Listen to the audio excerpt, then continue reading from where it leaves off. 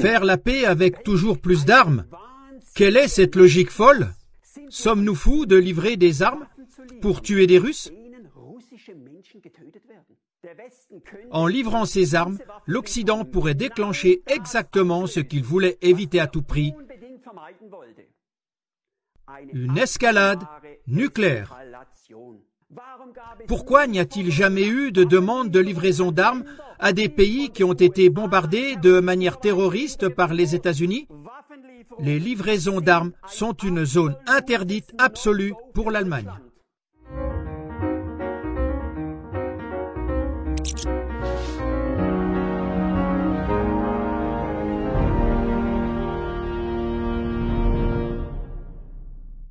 Bonjour, c'est encore Klaus de Franconie. En ce début d'année, le conflit ukrainien s'enlise à une vitesse vertigineuse. La France livre des chars de combat légers à l'Ukraine. Scholz et Biden se parlent au téléphone.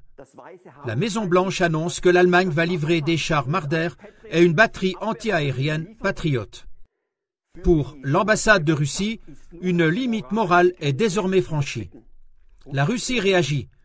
T-Online annonce que la Russie prévoit une méga mobilisation de 500 000 soldats pour janvier.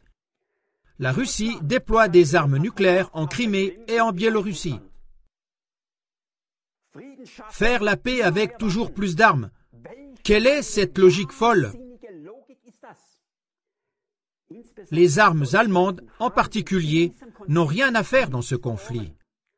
Nous, les Allemands, n'avons-nous rien appris des 2 guerres mondiales? L'Allemagne n'a qu'un accord de cessez-le-feu avec la Russie, pas de traité de paix. Sommes-nous fous de livrer des armes qui tuent des Russes?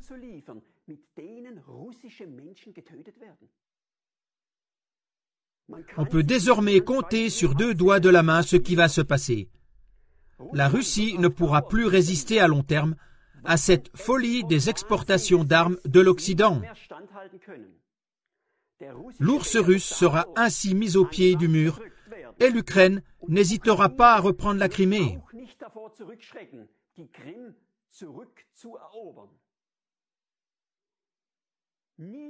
Il n'y aura jamais de paix de cette manière. En livrant ces armes, l'Occident pourrait déclencher exactement ce qu'il voulait éviter à tout prix: une escalade nucléaire.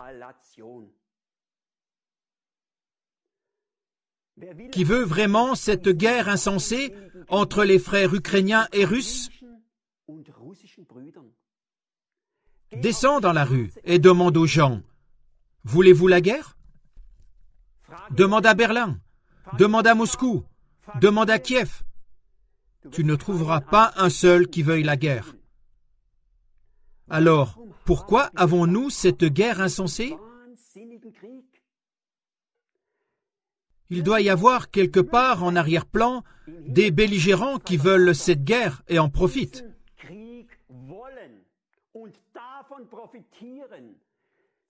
Sinon, il n'y aurait pas de guerre.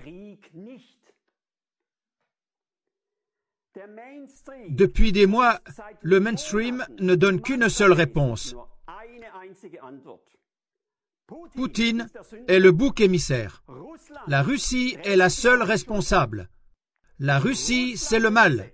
L'Ukraine, c'est bien. Mais y a-t-il peut-être des responsables bien plus méchants? Peut-être des 2 côtés, qui restent totalement dans l'ombre et que le mainstream nous cache délibérément. Il est bien connu que dans une guerre, c'est la vérité qui meurt en premier. KlaTV a diffusé le discours de M. Lavrov, le ministre russe des Affaires étrangères, devant l'ONU le 22 septembre 2022, sans censure et en intégralité.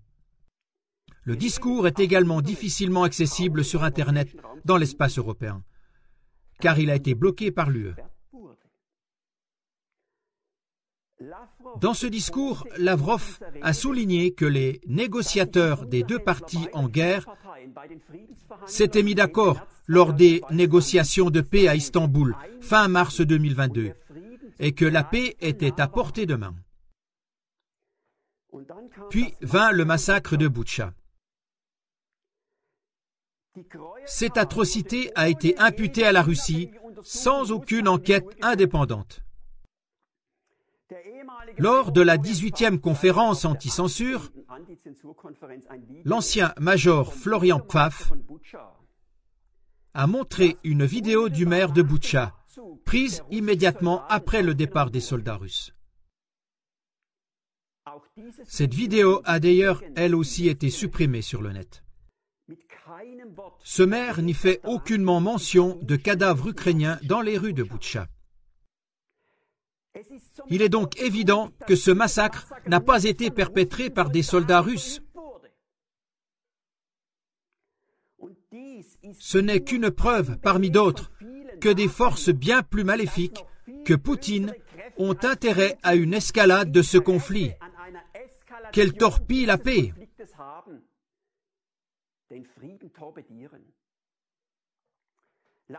Selon le député du Bundestag, Michael Espendiller, les États-Unis ont jusqu'à présent fourni des armes à l'Ukraine pour une valeur de 40 milliards de dollars américains. Il demande désormais à l'UE de soutenir l'Ukraine à hauteur de 3,5 milliards par mois, afin que l'Ukraine en faillite puisse payer les livraisons d'armes américaines. L'argent de l'UE va donc aux États-Unis. Les livraisons d'armes de l'Europe sont en revanche des dons.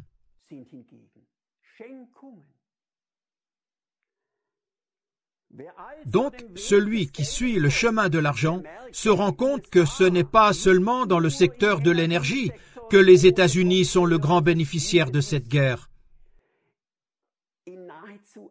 Dans presque tous les conflits armés de ces dernières décennies, les États-Unis ont joué un rôle déterminant. Devrait-il en être autrement cette fois-ci? Mais pourquoi n'y a-t-il jamais eu de sanctions économiques contre les États-Unis lors de toutes les guerres d'agression menées par les États-Unis? Pourquoi n'y a-t-il jamais eu de demande de livraison d'armes aux pays qui ont été bombardés de manière terroriste par les États-Unis? Je rappelle le Vietnam et le mensonge du Tonkin. La guerre en Irak en 1990 avec le mensonge des couveuses. Ou la guerre en Irak en 2003 avec le mensonge sur les prétendues armes de destruction massive, etc., etc. J'aimerais aujourd'hui vous donner une réponse à ces questions avec un court extrait d'une émission de CLA TV. Stop à la terreur des médias. Les médias de masse, et avant tout ceux qu'on appelle les médias de droit public, font partie des organisations les plus dangereuses au monde, car les médias mainstream sont devenus pour la plus grande part des commis complaisants, des bellicistes. Les médias grand public sont devenus pour la plus grande part des commis complaisants, des bellicistes. Vous savez, à l'époque, je pensais que c'était trop extrême. Mais la couverture médiatique de cette guerre montre que ce n'est pas du tout exagéré. Les voix qui mettent en garde, comme celle de Sarah Wagenknecht, sont tout simplement discréditées.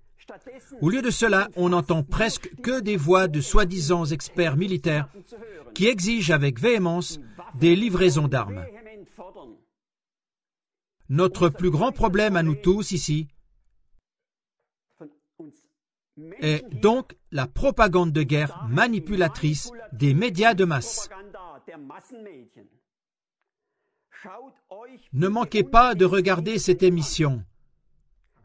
Action terroriste, manifestants pacifiques. On y découvre à quel point les médias nous ont déjà menti sur l'origine de ce conflit. Incroyable. Selon les sondages, 2/3 des Allemands sont opposés à de nouvelles livraisons d'armes à l'Ukraine. Mais cela ne se reflète pas dans les informations publiques.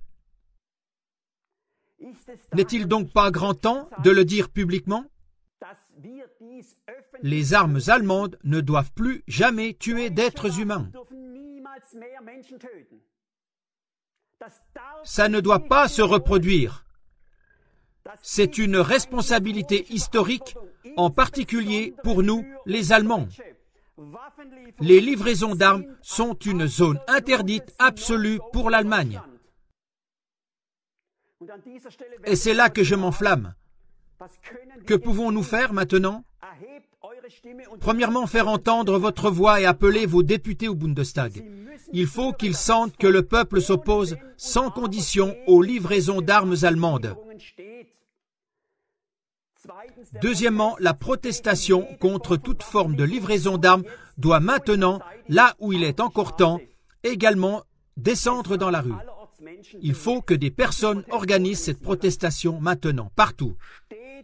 Levez-vous avec nous contre toute livraison d'armes. Klaus de Franconie.